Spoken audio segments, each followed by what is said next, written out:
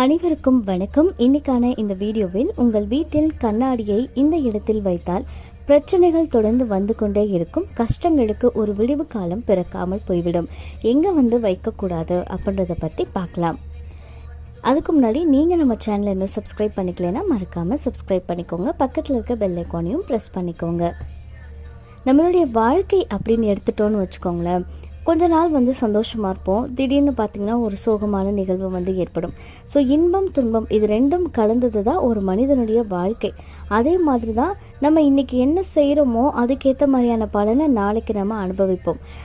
அதனால தான் நல்லதே வந்து செய்யணும் அப்படின்னு சொல்லுவாங்க. நம்ம பாவங்கள் செய்யும் போது அதுக்கேற்ற மாதிரியான பலனும், புண்ணியம் செய்யும்போது அதுக்கேற்ற மாதிரியான பலனும் நமக்கு வந்து கிடைக்கும். அதே மாதிரி சில நேரங்களில் தவறுதலாக நம்ம செய்யக்கூடிய சில சின்ன சின்ன தவறுகள் கூட நம்ம வாழ்க்கையில் பாதிப்பை வந்து ஏற்படுத்தும். அதுக்கு வாஸ்து தோஷம் கூட காரணமாக இருக்கலாம். நம்ம வாஸ்துக்காகவே வீட்டை வந்து வாஸ்துப்படி வந்து கட்டுறது அப்படின்றது ரொம்ப நல்லது. அதனால தான் நிறைய வீடுகளில் வாஸ்துப்படி வந்து வீட்டை வந்து கட்டுவாங்க. அதே மாதிரி எந்தெந்த பொருட்களை எந்தெந்த இடத்துல வாஸ்து ரீதியாக வைக்கணுமோ அந்தந்த இடங்களில் வைக்கும்போது நேர்மறை சக்தி இரட்டிப்பாகும், எதிர்மறை சக்தி விலகும் அப்படின்னு சொல்லப்படுது.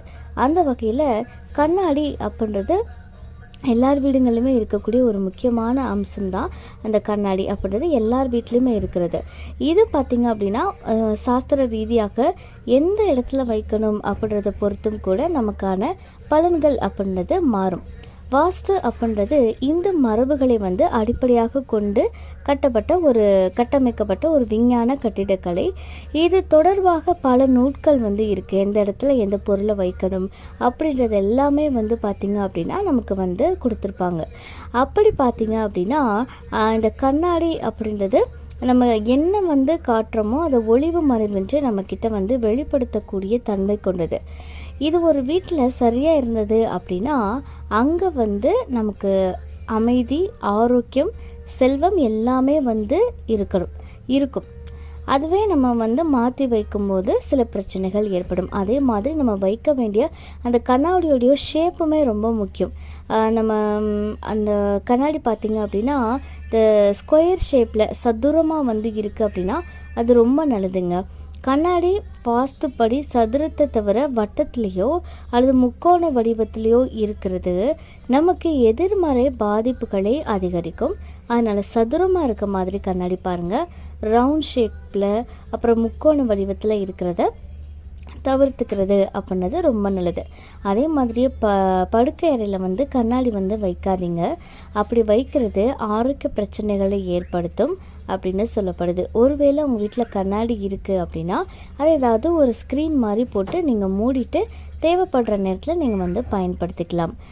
அடுத்ததாக பார்த்தீங்கன்னா கண்ணாடி அப்படின்றது எப்பவுமே வெளிச்சமாக இருக்க இடத்துல வைங்க, இருட்டில் வந்து வைக்காதீங்க. ஏன்னா அது வந்து பிரதிபலிக்கக்கூடிய தன்மை கொண்டது. ஸோ இருட்டாக இருக்கும்போது நம்ம வீட்லேயும் இருட்டான விஷயங்களை வந்து அது பிரதிபலிச்சுக்கிட்டே இருக்கும்.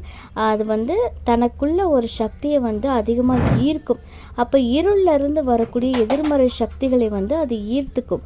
அப்போ வீடு ஃபுல்லாக அதை வந்து பிரதிபலிச்சுக்கிட்டே இருக்கும். அந்த நெகட்டிவ் எனர்ஜி வீடு ஃபுல்லாக பிரதிபலிச்சுக்கிட்டே இருக்கும். அதனால் எப்போவுமே கண்ணாடி வைக்கிறீங்கன்னா வெளிச்சமான இடத்துல வைங்க.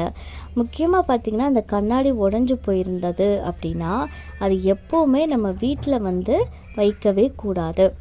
அதே மாதிரி கண்ணாடியை பார்த்திங்க அப்படின்னா டாய்லெட்டுக்கு நேராக வந்து மாற்றுறது நிறைய பேர் வந்து செய்வாங்க. ஒவ்வொரு தடவை நம்ம அந்த டாய்லெட் கதவை திறக்கப்படும் போதுமே அது அந்த எதிர்மறை ஆற்றல் வந்து கண்ணாடியில் கிரகிக்கும். ஒருவேளை கழிவறையுடைய சுவற்றில் மாற்றப்பட்டால் அது வந்து எதிர்மறையை இழுத்துக்காது.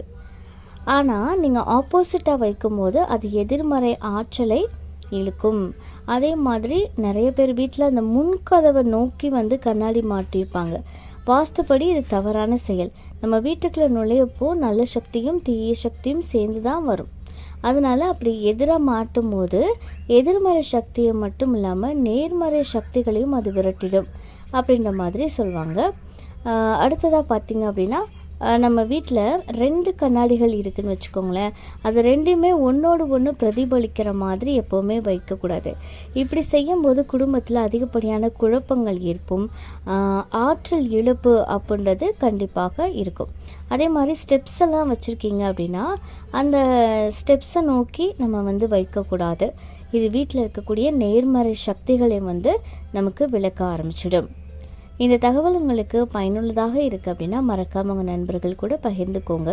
மேலும் இது போன்ற ஆன்மீக தகவல்களுக்கு என்னுடைய சேனலை நீங்கள் சப்ஸ்கிரைப் பண்ணிவிட்டு பக்கத்தில் இருக்கக்கூடிய பெல் ஐக்கானை ப்ரெஸ் பண்ணிக்கோங்க. நன்றி.